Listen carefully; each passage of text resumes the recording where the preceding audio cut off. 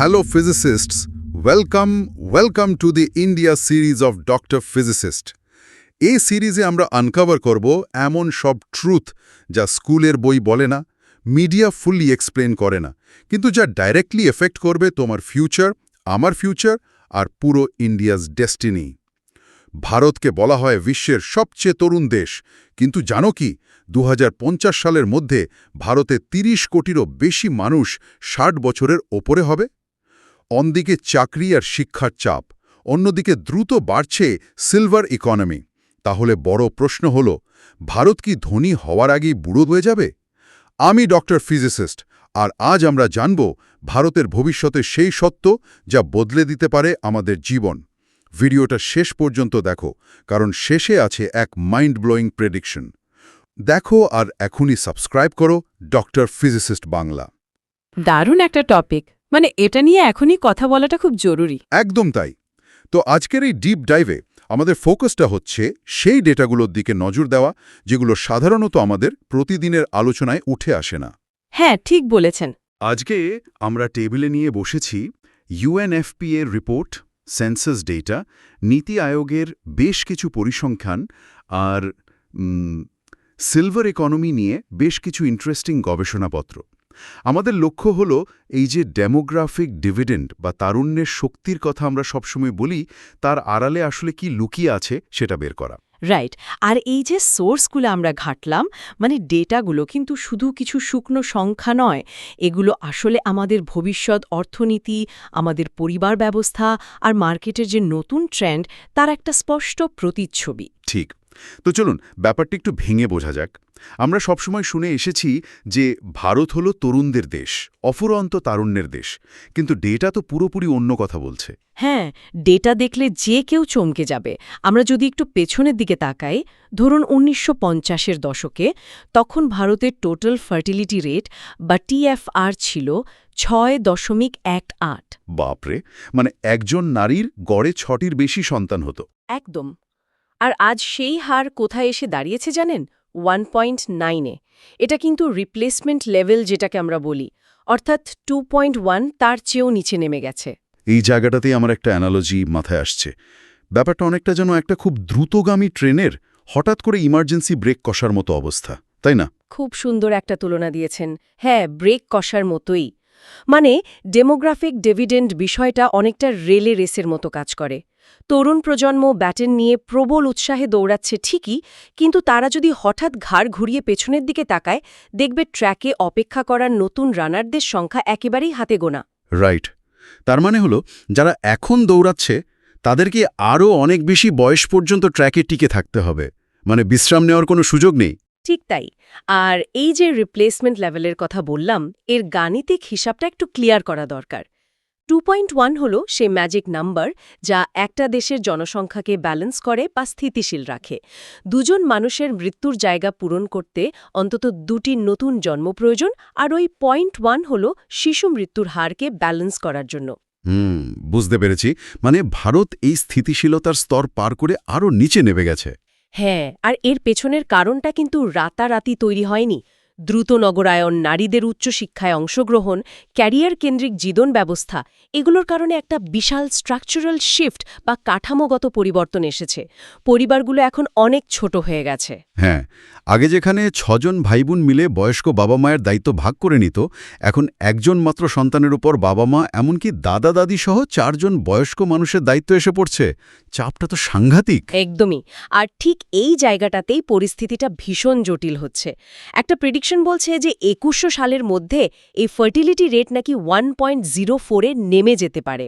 1.04। এটা তো ভাবলেই ভয় আগে। আচ্ছা, আমার একটা প্রশ্ন আছে। এই যে জনসংখ্যার ট্রেন্ডটা দ্রুত গতি কমিয়ে আনছে, এটা কি পুরো ভারত জুড়েই সমানভাবে হচ্ছে? না, এখানেই ডেটার সবচেয়ে বড় চলকটা দেয়। পুরো ভারতে এটা সমানভাবে হচ্ছে না। এখানে একটা খুব স্পষ্ট নর্থ সাউথ ডিভাইড বা উত্তর দক্ষিণ মেরুকরণ রয়েছে। দক্ষিণের রাজ্যগুলো, বিশেষ করে কেরালা বা তামিলনাড়ু, তারা অনেক আগেই বয়স্ক হতে শুরু করেছে। ডেটা বলছে 2036 সালের মধ্যে কেরালার মোট জনসংখ্যার 23% হবে বয়স্ক। 23%, প্রতি 4 জনে প্রায় একজন বয়স্ক মানুষ। হ্যাঁ, আর এই মেরুকরণের পেছনের মেকানিজমটা বুঝতে হলে আমাদের ৭০ বা ৮০ দশকের পলিসির দিকে তাকাতে হবে। দক্ষিণের রাজ্যগুলো যেমন কেরালা কয়েক দশক আগেই নারী শিক্ষা, প্রাইমারি হেলথ কেয়ার আর পরিবার পরিকল্পনায় বিশাল বিনিয়োগ করেছিল। ওহ আচ্ছা, মানে তাদের স্বাস্থ্য ব্যবস্থা ভালো হওয়ার কারণে শিশু মৃত্যুর হার কমে যায় আর তখন মানুষ কম সন্তান নিতে শুরু করে। একদম ঠিক ধরেছেন। মানে তারা ডেমোগ্রাফিক ট্রানজিশনের এই ধাপটা অনেক আগেই পার করে এসেছে। আর অন্যদিকে বিহার বা উত্তরপ্রদেশের মতো রাজ্যগুলো এই বিনিয়োগগুলো করতে একটু দেরি করেছে, ফলে সেখানে জন্মহার এখনও তুলনামূলকভাবে বেশি। তার মানে দাঁড়াচ্ছে যে আমাদের দেশের একদিক যখন বয়স্কদের ইনফ্রাস্ট্রাকচার বা চিকিৎসা নিয়ে রীতিমতো হিমশিম খাবে, অন্যদিক তখন তরুণদের জন্য কর্মসংস্থান খুঁজবে। রাইট। আর এই ভারসাম্যহীনতা তো অভ্যন্তরীণ মাইগ্রেশন বা পরিযায়ী শ্রমিকদের একটা নতুন স্রোত তৈরি করবেই। মানে উত্তরপ্রদেশ বা বিহারের তরুণরা কেরালায় যাবে কারখানা চালাতে বা বয়স্কদের দেখাশোনার কাজ করতে। কিন্তু এই তারুণ্যের যোগান তো আর অনন্তকাল চলবে না, তাই না? না, অনন্তকাল চলবে না। আমরা যদি এটাকে আরও বড় পরিসরে দেখি, ২০৪১ সাল নাগাদ ভারতের কর্মক্ষম জনসংখ্যা অর্থাৎ ১৫ থেকে ৫৯ বছর বয়সীদের হার সর্বোচ্চ ৬৫.৫% পৌঁছাবে।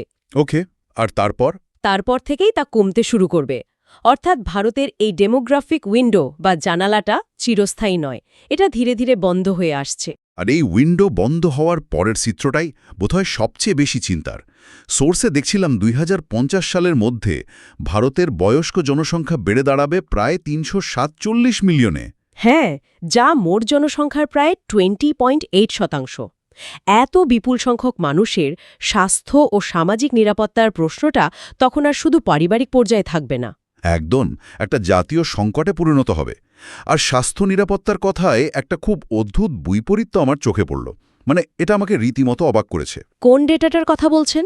ওই যে ভারতে শিশুদের টিকাকরণের হার যেখানে ৭৫ থেকে ৯০% মতো, সেখানে ৬৫ বছরের বেশি বয়সীদের টিকা বা অ্যাডাল্ট ইমিউনাইজেশনের হার ৫%-রও কম। হ্যাঁ, এটা সত্যিই খুব শকিং একটা ডেটা। মানে এটা কিভাবে সম্ভব? আমরা কি সামাজিকভাবে শুধু ভবিষ্যতের উপর বেশি ফোকাস করি আর অতীতকে বাধ্য করে রাখি, নাকি বয়স্কদের চিকিৎসাকে সেভাবে গুরুত্বই দেওয়া হয় না? আর তার উপর দেখলাম ৭৮% বয়স্ক মানুষের কোনো পেনশন কভারেজই নেই। আসলে এর পেছনে আমাদের মানসিকতার পাশাপাশি কিছু গভীর আর্থসামাজিক কারণও লুকিয়ে আছে। ঐতিহাসিকভাবে ভারতে জয়েন্ট ফ্যামিলি বা যৌথ পরিবার প্রথা একটা ইনবিল্ট সোশ্যাল সিকিউরিটি বা সামাজিক নিরাপত্তার কাজ করত। হ্যাঁ, পরিবারের মধ্যেই তো বয়স্করা একটা সম্মানজনক অবস্থান পেতেন, তাদের দেখাশোনা হতো। ঠিক, কিন্তু কাজের খোঁজে আর গ্লোবালাইজেশনের চাপে সেই কাঠামো ভেঙে তৈরি হয়েছে নিউক্লিয়ার ফ্যামিলি। সন্তানরা থাকছে বেঙ্গালুরু বা বিদেশে, আর বাবা মা পড়ে থাকছেন টিএ 2 শহরের কোনো পুরনো বাড়িতে। রাইট। আর এর সরাসরি ফলই তো হলো সোশ্যাল আইসোলেশন। একদম চরম সামাজিক বিচ্ছিন্নতা এবং একাকিত্ব। আর শুধু শারীরিক অসুখ নয়, এই বিচ্ছিন্নতা থেকে মানসিক অসুখও মহামারীর মতো ছড়াচ্ছে। হ্যাঁ, লঞ্জিটুডিনাল এজিং স্টাডি অফ ইন্ডিয়া বা লাসির রিপোর্টটা পড়ছিলাম। সেখানে বলছে যে বয়স্কদের ডিমেনশিয়া রোগীর সংখ্যা ২০৩৬ সালের মধ্যে প্রায় দ্বিগুণ হয়ে যাবে। হ্যাঁ, বর্তমানে এই সংখ্যাটা প্রায় ৮ মিলিয়ন। ২০৩৬-এ সেটা আরও অনেক বেড়ে যাবে। আর ডিমেনশিয়া তো এমন একটা রোগ যেখানে শুধু ওষুধ কাজ করে না। একদমই না।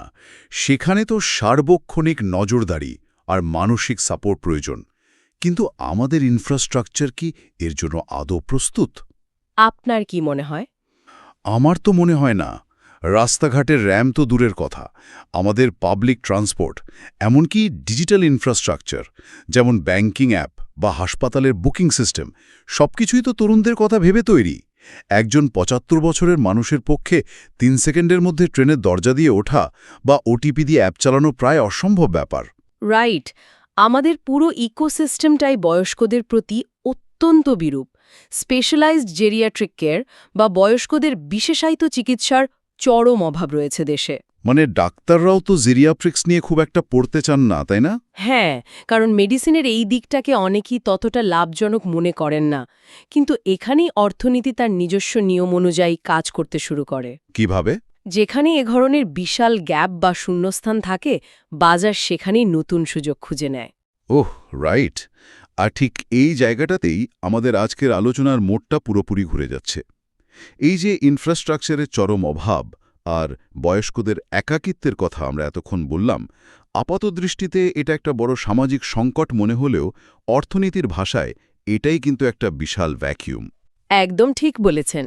বয়স্কদের শুধু নির্ভরশীলতার বোঝা না ভেবে যদি আমরা তাদের একটা বিশাল ইমার্জিং মার্কেট বা নতুন কনজিউমার বেস হিসেবে দেখি, তাহলে তো চিত্রটা পুরোপুরি বদলে যায়। হ্যাঁ, আর একেই তো বলা হচ্ছে সিলভার ইকোনমি। রাইট? সোর্স বলছে বর্তমানে এই মার্কেটটা 10 থেকে 15 বিলিয়ন ডলারের, যা আগামী দশকে অনায়াসে 30 থেকে 50 বিলিয়ন ডলারে পৌঁছাতে পারে। হ্যাঁ, আর এই সিলভার ইকোনমির উত্থানের পেছনে কাজ করে সেকেন্ড ডেমোগ্রাফিক ডিভিডেন্ড বা দ্বিতীয় জনসংখ্যাগত লভ্যাংশের মেকানিজম। এটা একটু বুঝিয়ে বলবেন? ফার্স্ট ডিভিডেন্ড তো আমরা জানি। হ্যাঁ, প্রথম ডেমোগ্রাফিক ডিভিডেন্ড আসে তরুণদের কাছ থেকে, যারা কায়িক বা মানসিক শ্রম দিয়ে অর্থনীতিকে এগিয়ে নেয়।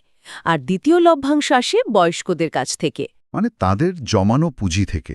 একদম, সারা জীবন ধরে তারা যে সঞ্চয় করেছেন বা সম্পত্তি বানিয়েছেন, অবসরের পর সেটা যখন তারা স্বাস্থ্য, লাইফস্টাইল বা সেবার পেছনে খরচ করেন, তখন তা অর্থনীতিতে একটা বিশাল ক্যাপিটাল ইনজেকশন হিসাবে যোগ হয়।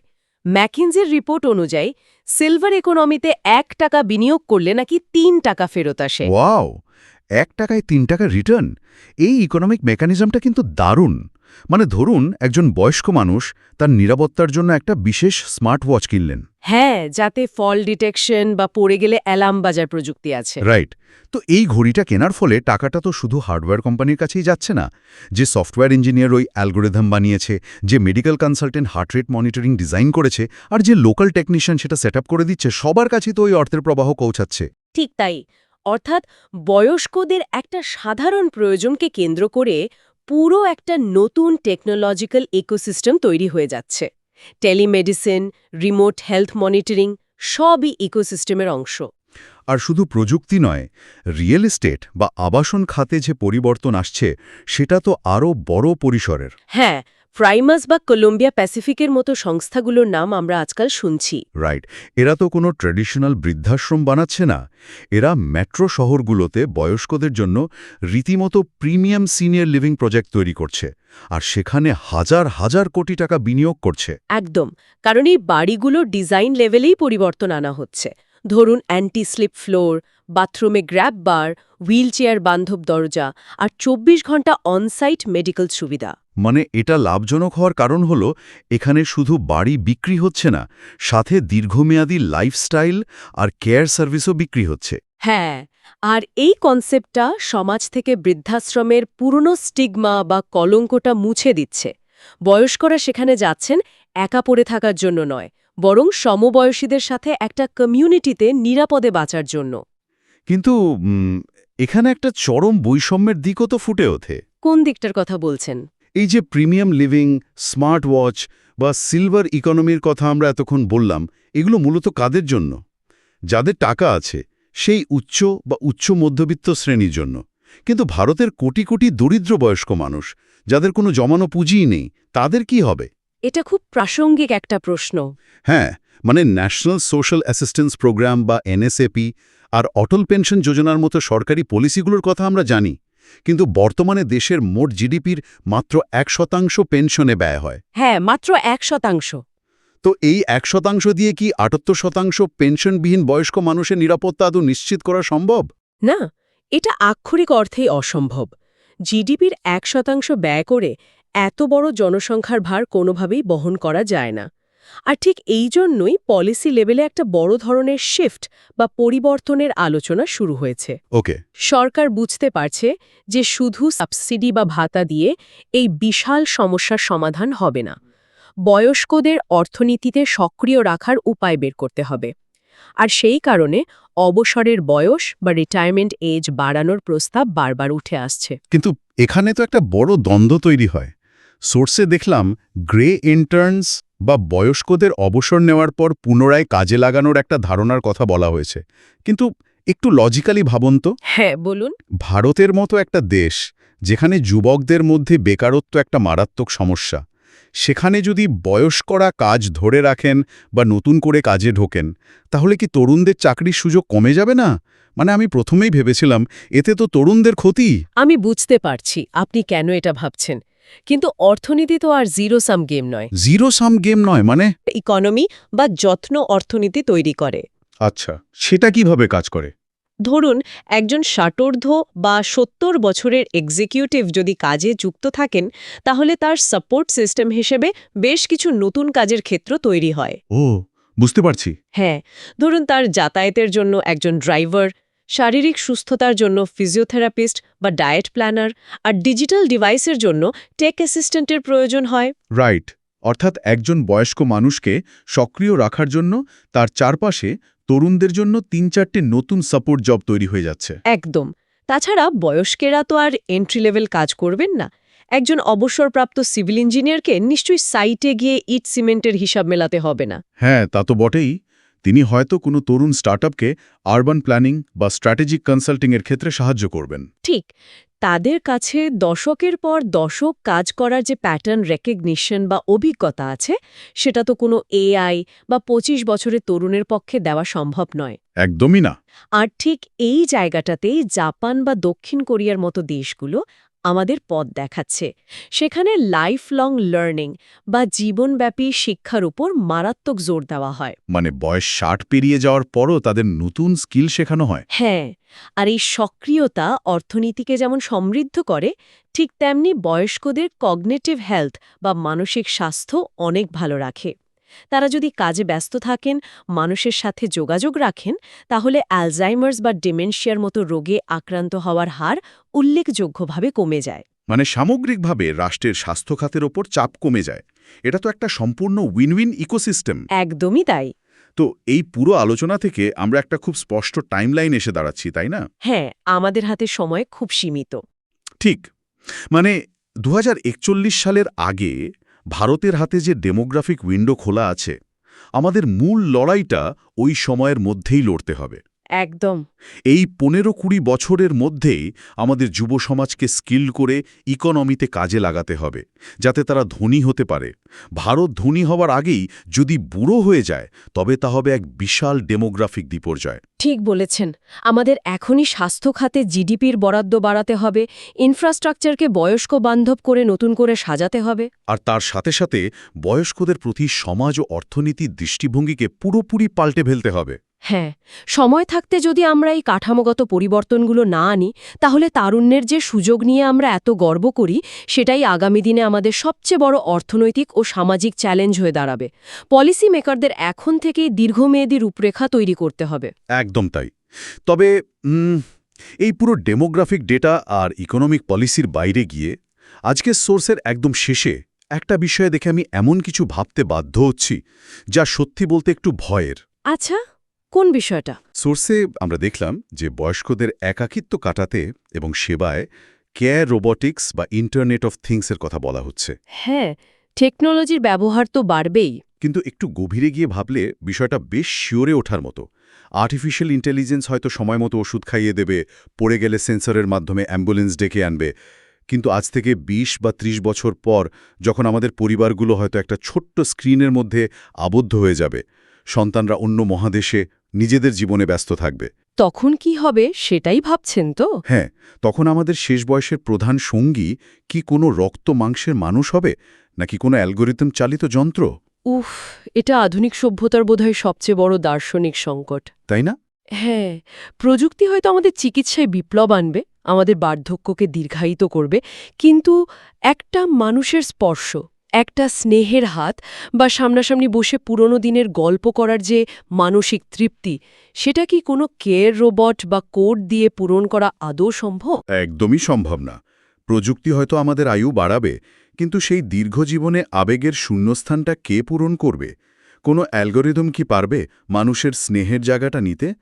আমাদের এই দ্রুতগামী জনসংখ্যার ট্রেনটি তো একদিন থামবেই, কিন্তু সেই ট্রেনটি কি এমন কোনো স্টেশনে গিয়ে থামবে যেখানে প্রিয়জনরা হাসি মুখে অপেক্ষা করছে, নাকি এমন কোনো স্টেশনে যেখানে কেবল কিছু যন্ত্র আর এআই আমাদের স্বাগত জানানোর জন্য দাঁড়িয়ে আছে? এটাই তো সবচেয়ে বড় প্রশ্ন। হ্যাঁ, আর এই জায়গাটাতেই মনে হয় আমাদের সমাজ হিসাবে সবচেয়ে বড় পরীক্ষা। আজ এ পর্যন্তই।